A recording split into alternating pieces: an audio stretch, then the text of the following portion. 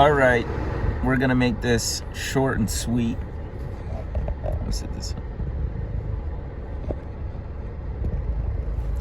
All right, we're gonna make this short and sweet.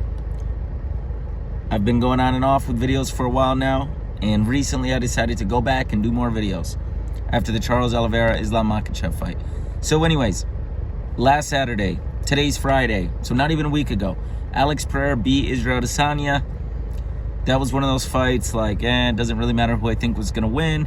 I did think Pereira was going to win, but I wouldn't have been surprised if Adesanya was going to win. Anyways, what I'm making the video about today is that line of fighters in the middleweight division. There's some coming up that are really good. Really, it's filled with a lot of good fighters, just like every division. But it does lack good wrestlers and grapplers, especially in the top 10.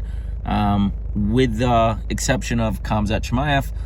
But anyways, so all week people have been saying Vettori, Costa, Whitaker, they would be able to, beat Pereira. They're good wrestlers. That's a lot of backlash I've been getting this week. And that's kind of the point of this video. Robert Whitaker, out of those three, I would say Robert Whitaker is the one I've got the most backlash of. People saying he's good on the ground, he's a great grappler, this and that, he's a great wrestler. And I love Robert Whitaker, but he's not really great on the ground. I mean, he has no wins on the ground. I believe he's, he has above average takedowns and above average takedown defense against kind of mid-level wrestlers, right? And my personal opinion is the two people who I really feel like are going to absolutely dominate the middleweight division are going to be first Khamzat because he's closer to that title shot, and then Bo Nickal, obviously, who is now injured, supposed to fight on December 10th. Undisclosed injury, so hopefully it's nothing too crazy. And I do feel like it is going to be a massive fight at some point, probably not until 2024, that we see Khamzat and Bo Nickal fight for the title. They're on a completely different level, and out of every division, maybe with the exception of heavyweight, the middleweight division has the least amount of good grapplers and wrestlers. So there's a reason Robert Whitaker doesn't have any wins on the ground, right? And then people will say, and if you watch my video about Islam Makhachev, Charles Oliveira, it's like the same concept, right? They said, Islam's going to lose, blah, blah, blah. He hasn't fought anyone in the top 10. Anyone who's never been in the top 10 or top 5, at some point, they never fought anyone that was in the top 10 or top 5. But that doesn't really matter that much. It's like, it's one component of a bigger picture of things that all matter. But you can't just put that much weight on things. Skill is what matters. You know what I mean? And that's the whole thing I was saying the whole time. Islam Makhachev is a better fighter. Sure, maybe he's not fought, the Poiriers, Chandlers, Gaethjes. But I said the whole time, if he did fight those people, he would beat them just as easily, right? And so, yeah, I just personally believe Whitaker's wrestling and ground game is not the greatest. It's not the worst. But he's not on that Khamzat, Bo Nickal level. He's not even close. Those guys go for submissions, right? Great grapplers and wrestlers, they are relentless with it. You know what I mean? There's a reason Khabib and Islam Makhachev, they go for the trips. They go for the takedowns. They try to get you against the cage. They don't just stand there and strike. People say, oh, okay, maybe you're right. But Whitaker, he still has decent enough wrestling and takedowns to take Pereira down and hold him there and get the win. All right. Here it is.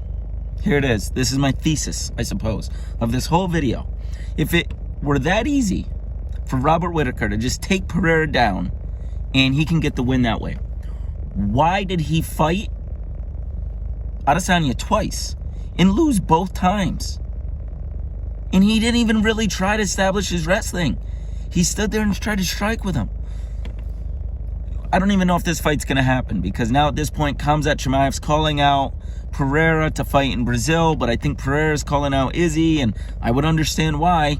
Unfortunately, the way the UFC set up is probably going to be forever, because Pereira's going to get these rematches, and they're going to be with strikers and stuff like that.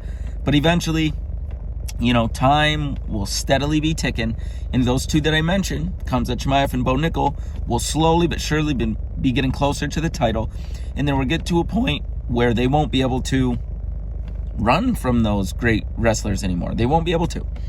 But yeah, that's the big thing here, right? If it were so easy for Whitaker to just take Pereira down, and then Pereira took Izzy down and controlled him for like 4 to 5 minutes total throughout the whole fight, it would make you think that Pereira is still at least a little better than Izzy.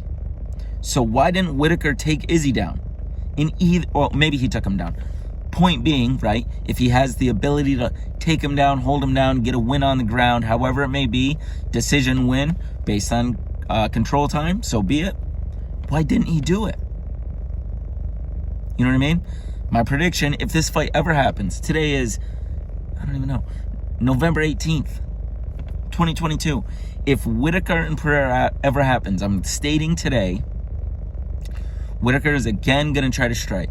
He's again going to be overconfident. Pereira's going to have a slight power advantage over Adesanya. We saw, and that's another example, right? It was Adesanya who knocked Whitaker out with a left hook. No one can stop talking about the power in Pereira's left hook. If Izzy did that to Whitaker, what do you think Pereira's going to do?